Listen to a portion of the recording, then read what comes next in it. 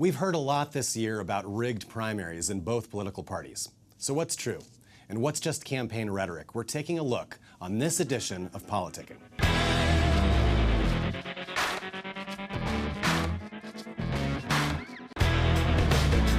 Welcome to PoliticKing. I'm Matthew Cooke, sitting in for Larry King.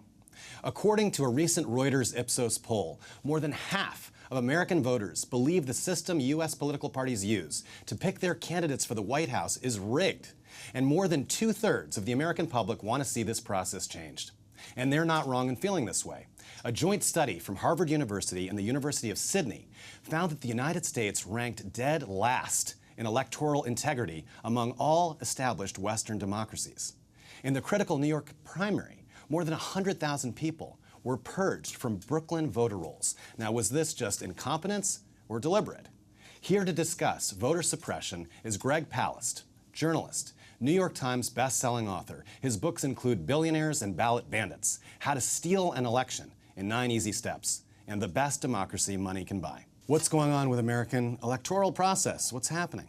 There's not much of an electoral process. We get the candidates selected for us. Here's our problem. In America, we don't count all the votes. Okay, I've been covering this beat of screwed up elections in America for the BBC, for The Guardian, for almost 2 decades.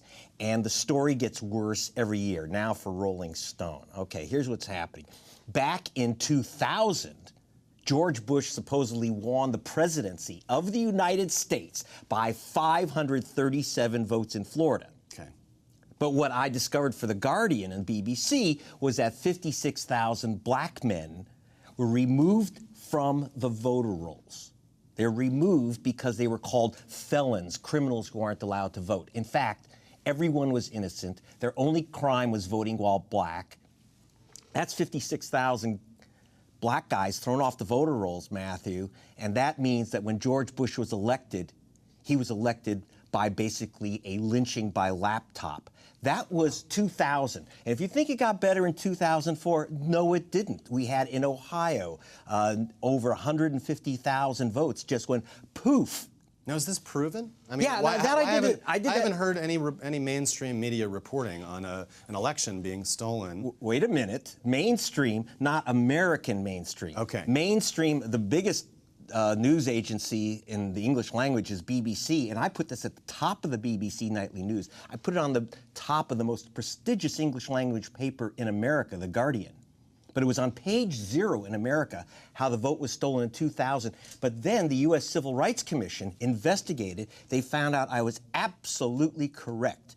2004, we're back in the game, especially in Ohio. This stuff happens again.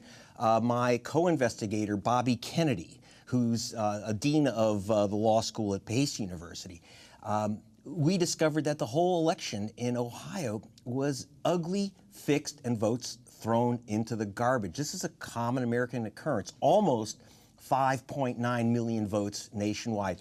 In 8 and 12, the games continue. I know you're going to say, oh, yeah, Obama got elected. But he got elected because he overwhelmed the steal. Now in 16, I'm uncovering, for Rolling Stone, I'm uncovering some of the ugliest vote flushing techniques I've ever seen. And yes, both parties do it, but there is definitely a bias against minority voters in both parties. The result is that the GOP tends to benefit from most of the vote snatching. So what happened in this recent New York primary? What happened in Brooklyn? What happened in the rest of New York? What happened in Brooklyn? I can tell you what happened in Brooklyn. In Brooklyn, that's Kings County, okay? The Kings County Democratic Party controls the voting machinery of Brooklyn.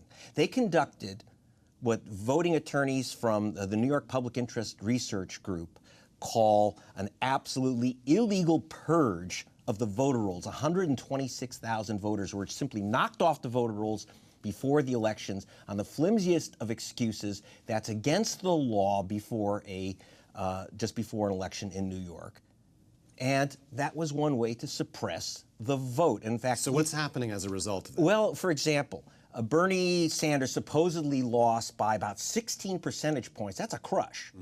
But if you count back in the people who were forced to vote on what are called affidavit ballots. These are kind of what I call placebo ballots. In other states, they call them provisional ballots. The placebo ballot, they make your name's on the voter roll.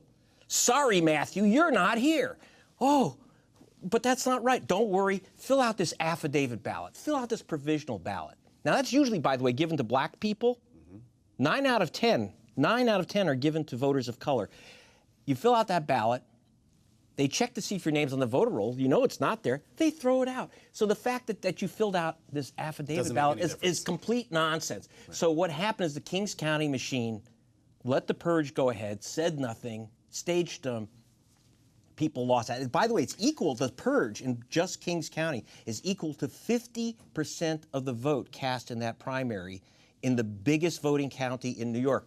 Now, would that have changed the result of the election, it would have brought it, from what I see, it would have brought it close. Instead of 16%, it would have been that close, 4%.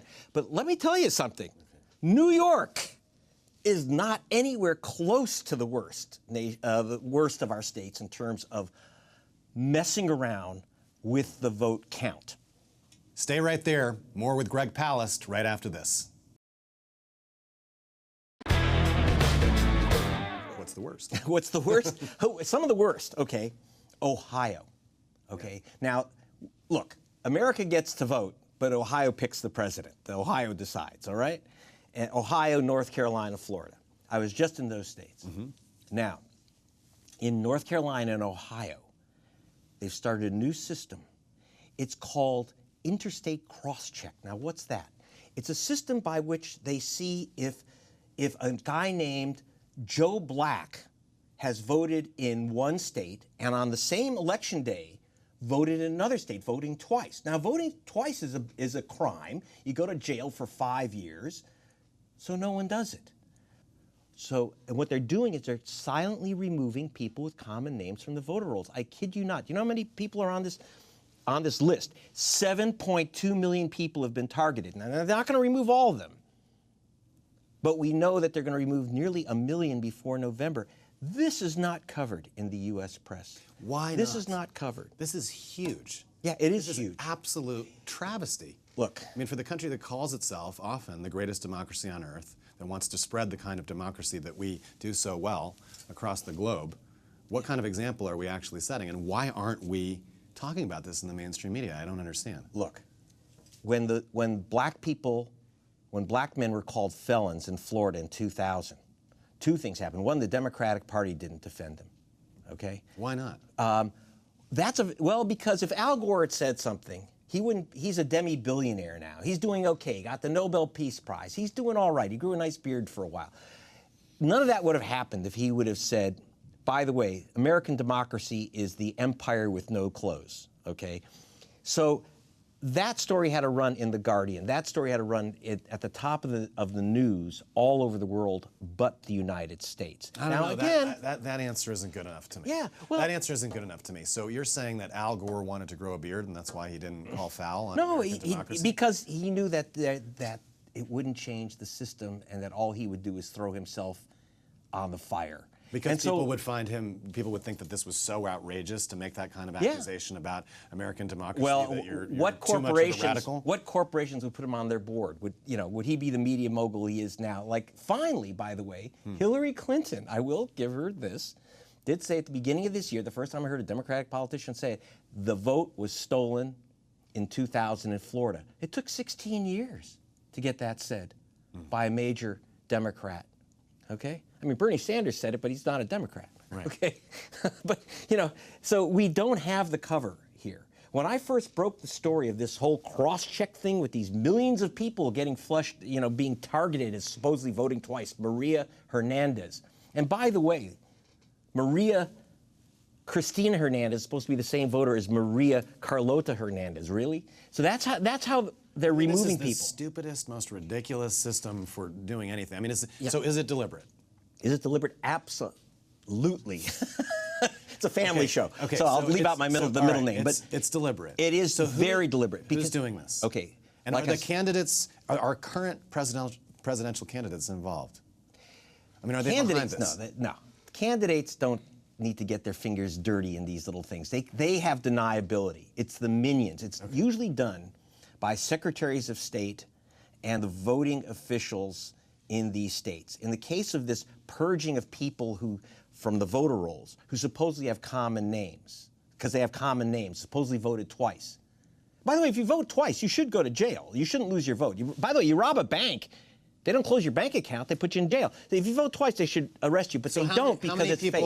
How many people out of these millions that have been on this cross-check system have been prosecuted for the crime of double voting? How many have been prosecuted? Yeah. 3 out of 7 million. So 3 people went to 2 different states to vote twice? Yeah, by 3 people. And looks like one is a 90-year-old guy who didn't realize he'd already voted by absentee ballot. One was a guy who'd moved his vacation. I mean, it's ridiculous. Yes, you shouldn't vote twice. But what they're doing is an excuse to remove people with common names. And common names means black people like Jackson, Washington, Jones. This is a legacy of slavery, is common names among black folk. Rodriguez, there's only, I went to the Korean community in Atlanta, where I found a lot of people who were on this list and losing their votes. Mr. Sung Park. Apparently Sung Park is like, John Smith here, John Jones. And there's only like 4 last names of the Korean community, Kim Lee, Park Ho. That's how it breaks down. And they said, this is an attack on the Asian American community. Now you'd say, why are they going after Asian Americans? Real simple. Why are 29 Republican voting officials in 29 states going after the Asian American vote? Answer, in the last election, Asian Americans voted 3 out of 4, 74% Democratic. Hispanics voted 73% Democratic. Again, common names. Black folk voted 87% Democratic. So the reason, it's not like that, this is not rednecks who don't like black folk or yellow folk. This is people who don't like the color of their vote, which is blue. Now, do the Democrats do it too? You just saw it in Brooklyn, okay? But usually, and here's the terrible irony, which is that when the Democrats go after voters, again, they tend to go after minority voters. Why? Because you tend to have fights in the Democratic Party in primaries, and so the vote suppression by Democrats is in primaries, so they go after other Democrats. Republicans tend to go after poor Democrats. What can we do? What can people watching the show do? 1, unstupid yourself. Learn about it and inform yourself. 2nd, protect yourself. In fact, at my site, I have something called 7 Ways to Beat the Ballot Bandits. So you know what? 126,000 people lost their vote in New York. If they had simply checked their vote about 3 months before the election, they'd have known, you're gone, baby. So re-register. You think you registered? I voted in the same place for 20 years. Be diligent. Too bad, Mr. Jones. Do that. Vote early if you can. Yeah. Okay? So that if your name's missing or there's a problem, they don't like your signature, this is a new one. They say, oh, we don't like your signature. Okay, you have a chance to complain and scream and holler. Then don't take one of these placebo ballots. Don't take one of these provisional affidavit ballots. Say, I want a ballot, and I want an election judge to adjudicate now in this polling place that I have the right to a real ballot. So we have to fight for our democracy every step of the way, because currently we've lost it. Yeah. Greg, thanks for your time today. For more on Greg's writings, check out his site, gregpalast.com. Stay right there. We're going to be right back with more politicking.